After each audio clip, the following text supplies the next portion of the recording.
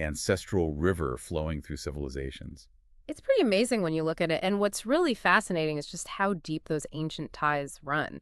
I mean, for millennia, you've had this incredible flow of trade, culture, language even. Language. Yeah, think about the Persian influences you still see, in Indian art, architecture, even words and languages like Urdu. It's a shared heritage that's just incredibly deep-rooted. Oh, And this isn't just ancient history either. After India's independence in 47, official diplomatic ties with Iran, they were set up almost right away in 1950. so wait, even though India became a democracy in Iran, well, it became an Islamic republic after the 79 revolution, two very different paths politically. Totally different systems. That historical connection was strong enough to keep friendly ties going. That really says something about the strength of those older links, doesn't it? Yeah. It absolutely does. That resilience, it speaks volumes. It's really about those enduring people-to-people connections. You still see cultural exchange programs going on. Okay. And quite a few Indian students actually study in Iran, especially medicine, because it's more affordable. And it happens the other way around, too. Interesting. And India even formally recognized Farsi, Persian, as one of its classical languages. That's a pretty powerful symbolic nod to the shared heritage. Right. And then, of course, you have the religious links through Shia Islam and also the Parsis migrating from Iran to India centuries ago, creating these really vibrant, connected communities. Okay, now let's pivot a bit. Let's talk about why Iran is still seen as so vital for India's strategic thinking, even without sharing a physical border anymore. This is where it gets really compelling for today. Yes, definitely. If you zoom out and try to connect this to the bigger picture, it really boils down to a few key strategic needs for India. First off, energy. Right. India's massive energy needs. Exactly. India's economy is growing, its appetite for energy is huge, and Iran, well, it sits on these vast reserves of oil and natural gas. So potential supplier. Historically a major supplier. Iran used to be one of India's biggest sources of oil. Now, obviously, U.S. sanctions have really forced India to cut back imports drastically. They've had to explore complicated workarounds like barter systems, rupee rail mechanisms, things like that.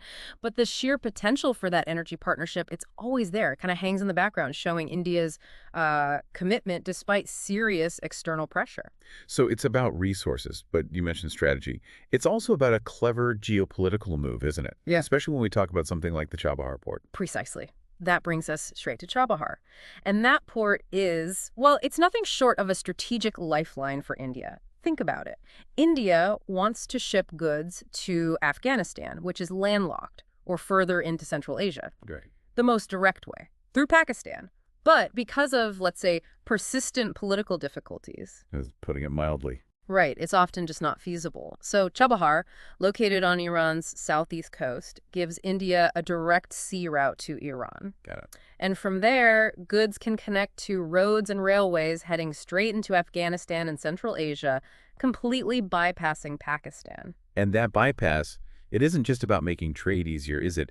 It feels like there's a bigger chess game going on in the region. Oh, absolutely. Chabahar is very much India's strategic counterplay to China's heavy investment in the Gwadar port just down the coast in Pakistan. Oh, okay. It allows India to sort of balance that regional influence to make sure it has its own strategic foothold in what's becoming a very contested area. Right.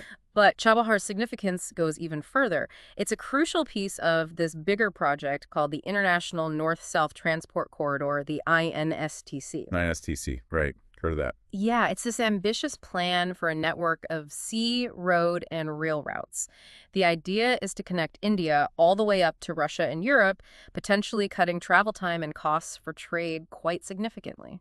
And India's putting serious money into this. Very serious. They've invested heavily and significantly. Just in 2024, India signed a landmark 10-year contract to actually manage a part of the Chabahar port. That signals a real long-term commitment. Beyond trade and connectivity, what about security? Do India and Iran see eye to eye on things like regional stability or fighting terrorism? They largely do, and that's another really crucial layer here. Both countries have a shared interest in seeing a stable Afghanistan and in combating regional terrorism. They've actually cooperated on these issues before. And Iran's location, I mean, it's just strategically vital. It makes it a key partner for India when thinking about regional security challenges. Okay.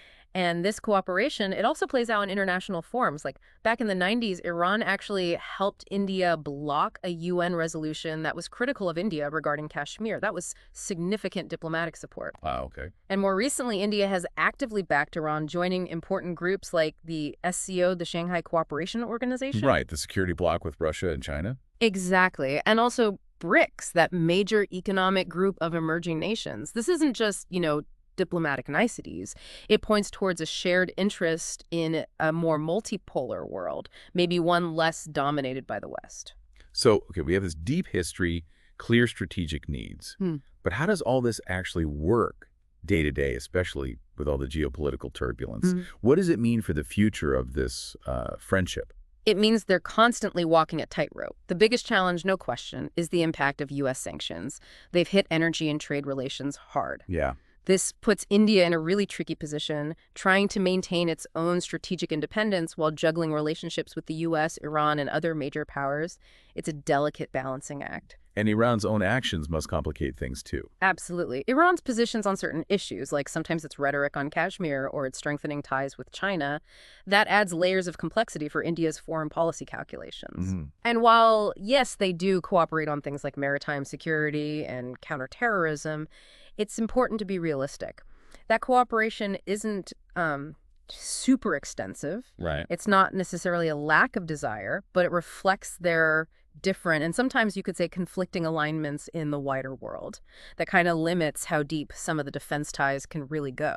Yet, despite all these hurdles, you still see efforts to keep the political and diplomatic channels strong, right? Oh, definitely. Yeah. There's a clear pattern. High-level visits continue, and they've signed significant agreements over the years, like the Tehran Declaration back in 2001, the Delhi Declaration in 2003, and that trilateral agreement in 2016 between India, Iran, and Afghanistan, which was all about Chabahar. Right. And India has consistently taken a stance supporting Iran's right to peaceful nuclear energy, always pushing for diplomacy over confrontation. So looking ahead. Looking ahead, the opportunities are still there.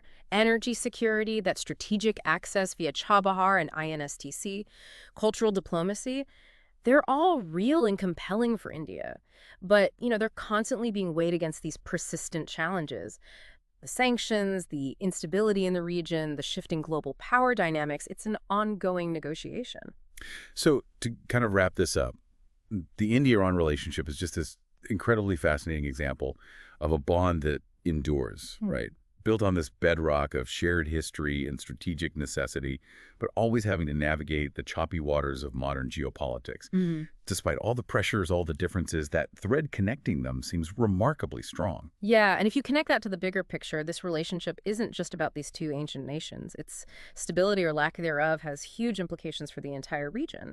It's a key factor in shaping a more, hopefully, stable and connected Asia. Projects like Chabahar and INSTC, they're really pivotal in that vision. It leaves you with a question, though.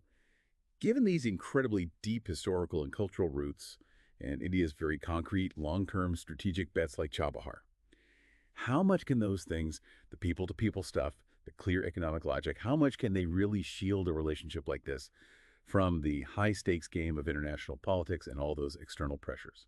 Something to think about.